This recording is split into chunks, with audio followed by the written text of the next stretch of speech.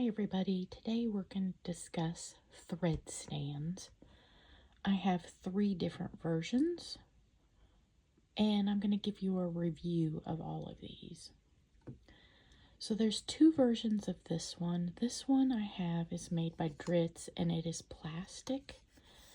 This is plastic, the base is plastic. I also have one that's cast iron down here, and then this is a metal rod as well as this. I like that thread stand better than this one, but I did not go and look up price or anything on the other one. It's basically the same thing. The reason why I do not like this, the molded plastic up here has got a burr, and it's right there. I assume this was made with some kind of injection mold. That burr, every now and then, when you run your thread through it, it'll catch. And when it catches on your thread, it'll wind it around this and totally suck this into your machine while you're sewing. I do not like using this.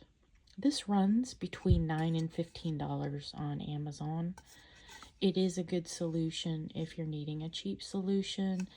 I recommend if you do get this one that maybe you splurge and pay a little extra money and get the actual metal one to where you don't have that happen.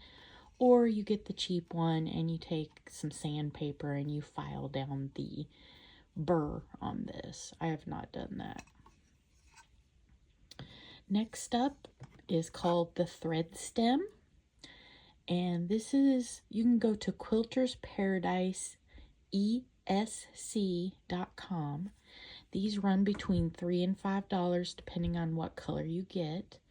How this works, whether you have a new machine, you're gonna slide this on to your spindle post. It's gonna come back up over the back of your machine, and then you're gonna bring your comb thread. You're just gonna set your comb thread behind your machine, run it through here, and then thread it how it normally threads. I have been using this now for about 3 years. I am very pleased with this. On a vintage machine, this just sits on your spool pin, and you just set your spool of thread behind.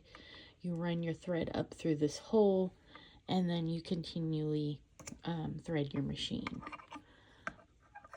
Now, I've been using this for a long time. Do I necessarily like it?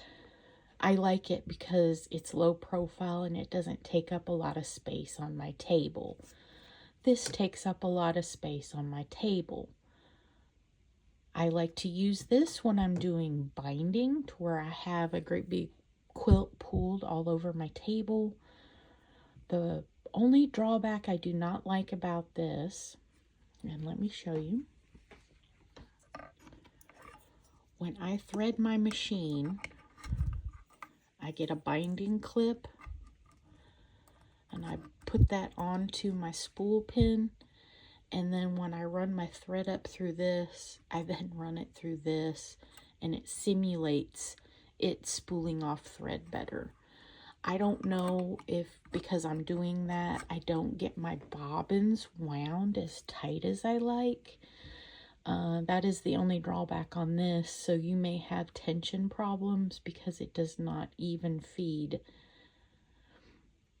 For the price, this is excellent, and this works really good on my newer Janome machine for comb thread.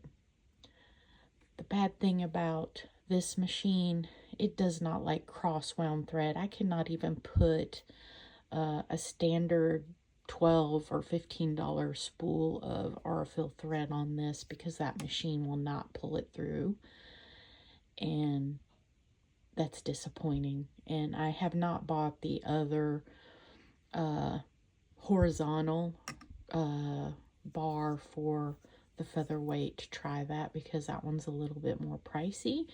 So for $3 to $5, this is excellent. And then we have this, and I just bought this on Amazon thinking that this was going to work great, And I'm not gonna lie, I'm a little disappointed. And let's go over to the machine and I'll show you why. All right, this just sits on here like so. Your cone sits like that, and if you look, your cone does not sit even. So, do I bend it? I don't know. Yeah, I can bend it. There, I bent it. I imagine now it's going to work better. This, because when they plated this, it's completely closed. I cannot just pop my thread through that, so I actually have to physically thread it through the eye. And it does work. I just bent it. This will probably work a whole lot better now as it came. Notice the differences.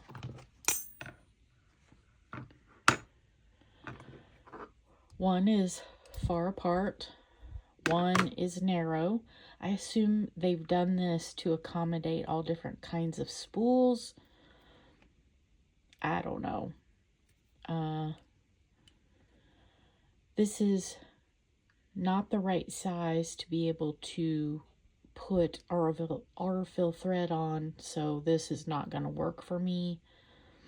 In playing with this, because I bent it, it'll feed off here evenly, but look, it just got caught.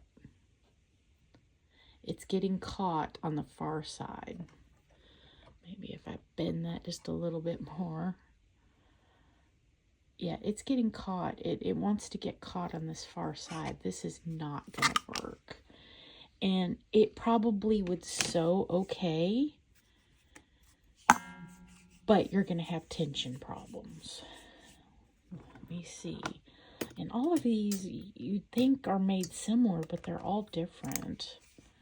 See how that one is? This is how they all came to me. They came to me like this. Yeah, that one won't work either. This runs between 7 and 15. When I got this, if I look down in the hole, and you probably can't see this on camera, it's rusted. I don't want to put something that rusts. Yeah, that one you can really see it. I don't want to put something that rusts onto my machine. So I picked the one that had the least rust to demonstrate. I'm very disappointed in that purchase, and I do not recommend this one at all. Whenever I did my search for the thread stand, I put Singer Featherweight thread stand, and this is one of the first things that come up, and it's by some weird YXJ company. It's not anybody you've ever heard of. It's probably made in a third world country, and I do not recommend this one at all. So the one that I've used the longest is this one. This one creates somewhat tension problems. This one, the cast iron version, is probably your best bet. It takes up the most space, and I have a shelf up here, and you can see I need to dust. I'd rather sew than dust. I do set this up here and then run my comb thread all the way down to my machine. I do that to get it out of my way if it is in my way. So we're just going to eliminate this one and say this one was a poor purchase. Don't throw away your money on that one. Out of these two, these are what I recommend.